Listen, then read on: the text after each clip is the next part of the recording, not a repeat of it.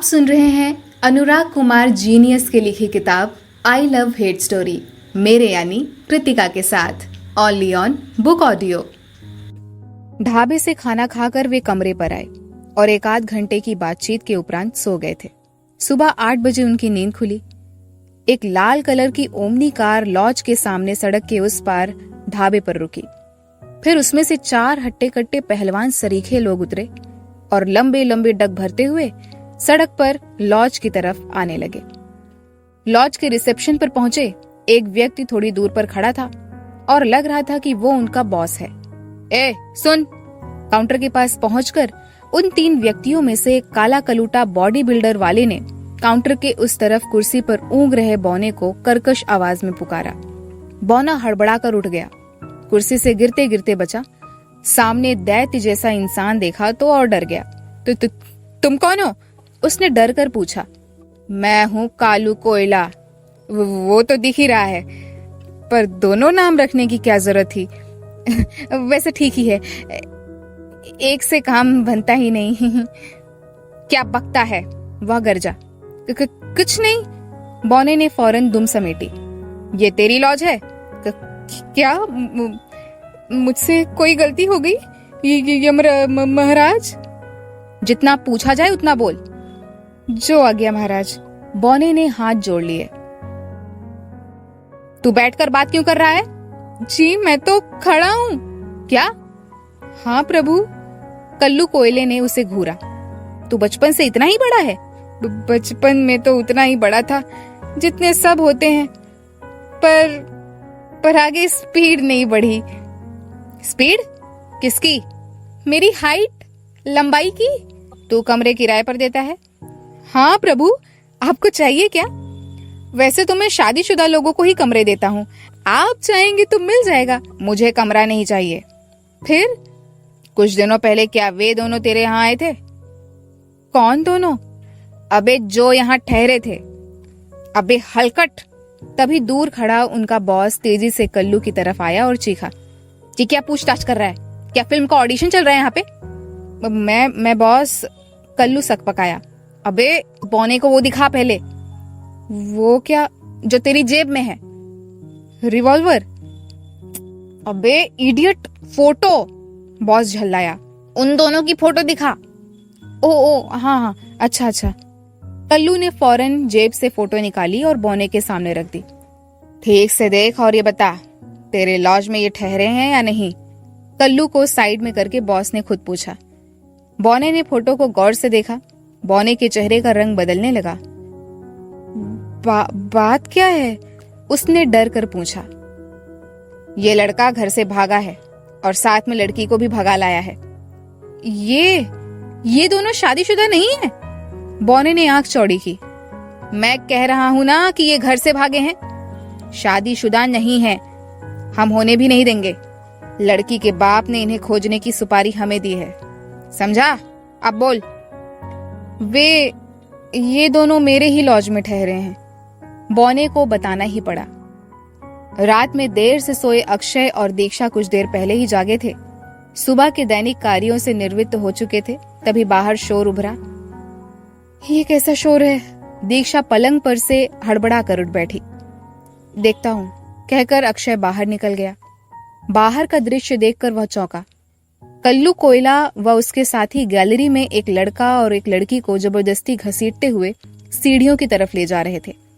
लड़की लड़का दोनों भरपूर विरोध कर रहे थे, चीख और चिल्ला भी रहे थे और गुंडे गुर्रा रहे थे। शीघ्र ही गुंडे उन दोनों को पकड़कर ढाबे के पास खड़ी ओमनी के पास ले गए। उसमें बिठाया और वहां से रुखसत हो गए। उस वक्त बहुत कम ही लोग थे, पर सब हक्का बक्का तमाशा ही देखते रहे। अक्षय ऊपर की सीढ़ियों के पास अभी भी सकते में खड़ा था। बाकी के किराएदार भी अपने अपने कमरे से झांक रहे थे। दीक्षा अक्षय के पास आकर खड़ी हो गई। ये सब क्या था? अब असमंजस में बोली। अक्षय ने कोई जवाब नहीं दिया। एकाएक सीढ़ियां उतरता हुआ चला गया। दीक्षा ने उसे फॉलो किया। ये लोग कौन थे और तुम्हारे लॉज से इन दोनों को इस तरह क्यों लेके गए? तुमने उन्हें रोका क्यों नहीं? अक्षय रिसेप्शन काउंटर पर पहुंचकर बौने से तेज स्वर में बोला। बौने ने पूरी बात बताकर कहा, जो लोग झूठ बोलकर यहाँ रहते हैं उनकी सुरक्षा की मैं कोई गारंटी नहीं ले सकता। उसने अपनी गोल आंखें अक्षय पर स्थिर कर दी। तुम लोगों ने तो सही बोला था ना? तुम लोग शादीशुदा तो हो ना? हाँ हाँ हाँ, अक्षय पूरे कॉन्फिडेंस के साथ बोला। कुछ भी हो, लॉज में ठहरने वालों की सुरक्षा की सारी जिम्मेदारी तुम्हारी बनती है। मैंने कहा ना कि झूठ बोलने वालों की सुरक्षा की जिम्मेदारी मेरी नहीं है, बौना बेफिक्री से बोला। अगर वे गुंडे उन दोनों को गोली मारकर चले जाते तब तुम क्या करते? बौना हड़बड़ाया, अगले पल संभला और बोला, तब भी मेरा वही जवाब है, मैं झूठे लोगों की जिम्मेदारी नहीं उठाता। अक्षय ने उसे खा जाने वाली नजरों से घूरा। सच्चे लोगों की सुरक्षा की जिम्मेदारी तो तुम्हारी है ना? वो तो बराबर है। क्या है? क्या है? अरे मैं तुमसे पूछ रहा हूं, अक्षय झल्लाया। पर क्या? सच्चे लोगों की सुरक्षा का इंतजाम है। सच्चे लोगों पर कोई असुरक्षा क्यों आएगी? यदि आई तो तब देखना मेरा पावर। इतना कहकर बौना कुर्सी से उतरकर अंदर चला गया। क्या बात है? अक्षय को सोच में डूबा देख दीक्षा ने पूछा। मैं कुछ सोच रहा हूं। क्या? यही कि हमारे घर से भागने के बाद तुम्हारे डैड ने भी तो हमें खोजने के लिए ऐसे ही गुंडे तो नहीं भेजे होंगे। दीक्षा गंभीर हुई और बोली, यानी किसी दिन यहां गुंडे आएंगे और हमें भी घसीटते हुए? दीक्षा के स्वर में डर साफ झलक रहा था। हमें हरदम सतर्क रहना होगा, खासकर तब तक जब तक तुम बालिग नहीं हो जाती। अक्षय दीक्षा को लॉज में रहते 5 दिन हो गए थे। आज 6वां दिन था। इन दिनों कोई खास घटना नहीं घटी। दैनिक कार्यों से निवृत्त होकर अक्षय ढाबे से खाना लेने चला गया। रोज ही खाना वहीं से आता था। अभी सीढ़ियों से नीचे उतरा ही था कि कुछ ख्याल आया। उसने पैंट की जेब में हाथ डाला। केवल 50 रुपए अब यही शेष थे। घर से जल्दी में जो पैसे लाया था, दीक्षा तो कुछ नहीं लाई थी। वो अब तक खर्च होते जा रहे थे और अब खत्म हो गए थे। वह सोच में पड़ गया। अभी लगभग 3 महीने गुजारने थे। कैसे क्या होगा? कुछ देर खड़ा यही सोचता रहा, फिर ढाबे की ओर बढ़ गया। वहां से खाना पैक कराकर वह शीघ्र लौटा। दोनों रोज की भांति चटाई पर बैठकर भोजन करने लगे। तुम्हें इस तरह जमीन पर बैठकर खाने की आदत तो होगी नहीं, बड़ा अजीब लगता होगा, खाते वक्त अक्षय ने कहा। शुरू शुरू में लगा था, पर अब मजा आ रहा है। अच्छा? हाँ। घर पर कभी इस तरह से खाया जमीन पर? कभी नहीं, जरूरत ही नहीं पड़ी। सही कहा, जरूरतें इंसान को बहुत कुछ सिखा देती हैं। इसी तरह बातें करते हुए दोनों ने खाना खत्म किया।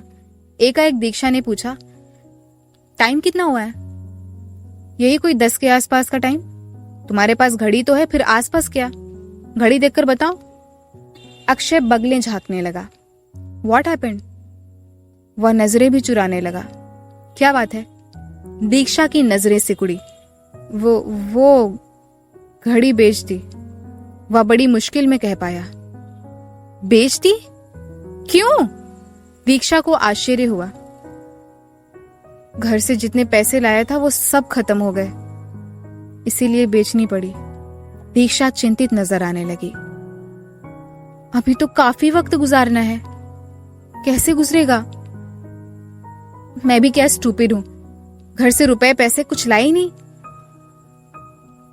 तुम फिक्र ना करो, मैं कुछ ना कुछ इंतजाम कर लूंगा। कैसे? दीक्षा ने भारी आवाज में दुखी स्वर में कहा। कोई छोटी मोटी नौकरी ढूंढ लूंगा। दीक्षा कुछ नहीं बोली। मैं आज ही यहीं आसपास कहीं नौकरी तलाशने की कोशिश करता हूं।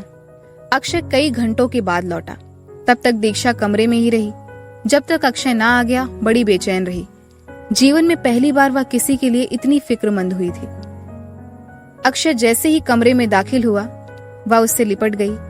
दोनों कुछ देर एक दूसरे से लिपटे रहे। फिर अलग होते ही दीक्षा ने पूछा, क्या हुआ? एक जगह बात हुई है, रिसेप्शनिस्ट का काम मिला है, कल से जाना पड़ेगा। चलो, ये बढ़िया बात है। और क्या? जरा एक गिलास पानी मिलेगा? एकाएक दीक्षा की लाइफस्टाइल स्मरण हो गई।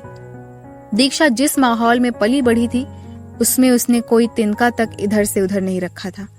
अक्षय ने ये सोचकर तत्काल बोला, मैं ले लेता हूं, रुको मैं लाती हूं। दीक्षा ने उसे रोका और खुद उठकर सुराही के पास गई। अक्षय को जहां एक और आश्चर्य हो रहा था, वहीं दूसरी तरफ अच्छा भी लग रहा था कि दीक्षा के नेचर में बदलाव आ रहा था। दीक्षा ने उसे ग्लास थमाया, उसे कुल्ला करने की इच्छा हुई। वह कमरे के बाहर गैलरी में रोड की तरफ बनी रेलिंग के पास गया। पीछे पीछे दीक्षा भी आ खड़ी हुई।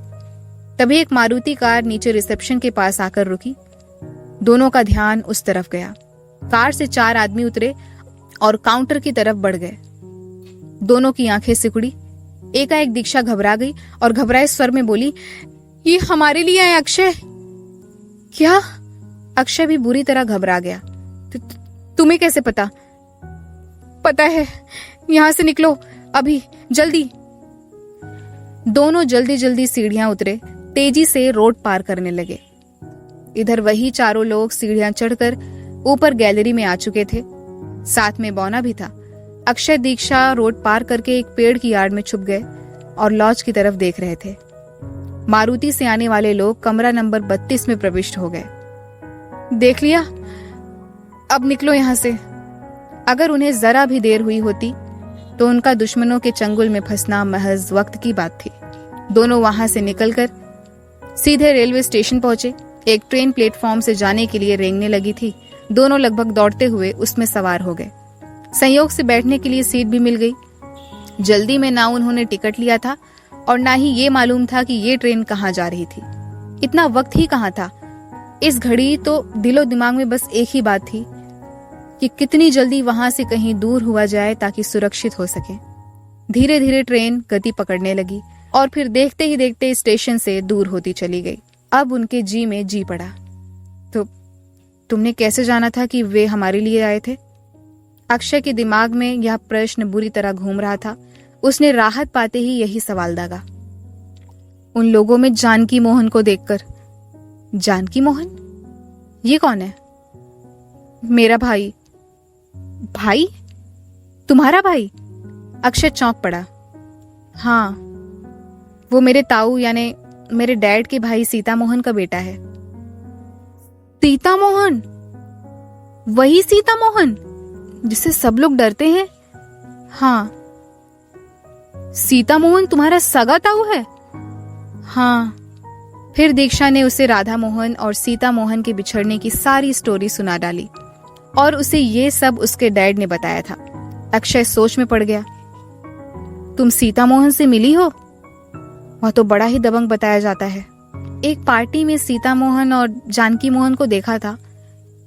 डैड ने उनके बारे में बताया था वैसे, पर जब तुम्हारे डैड व ताऊ में बिल्कुल नहीं बनती तो वो तुम्हारे डैड के कहने पर हमें ढूंढने क्यों आएंगे? बनती का मतलब दुश्मनी नहीं थी। दोनों की सोच अलग थी और वे अपने सहमति से अलग हुए थे। क्या पता इतने सालों के बाद हमारे घर से भागने की वजह से डैड उनसे मिले हों और हमें पकड़ने का जिम्मा दे दिया हो। बिल्कुल हो सकता है। पुलिस में बदनामी के डर से नहीं गए होंगे, अक्षय बोला। बट आज किस्मत ने हमें बचा लिया। आज मुझे वो बात सच जान पड़ रही है। कौन सी? यही कि जब मोहब्बत सच्ची हो तो सारी कायनात दो दिलों को मिलाने में लग जाती है। फिर दोनों खामोश हो गए। इसी बीच उन्हें पता चला कि ट्रेन कानपुर जा रही है। अब हम कानपुर जा रहे हैं? दीक्षा ने पूछा। अक्षय ने एक पल सोचा और फिर बोला, हाँ।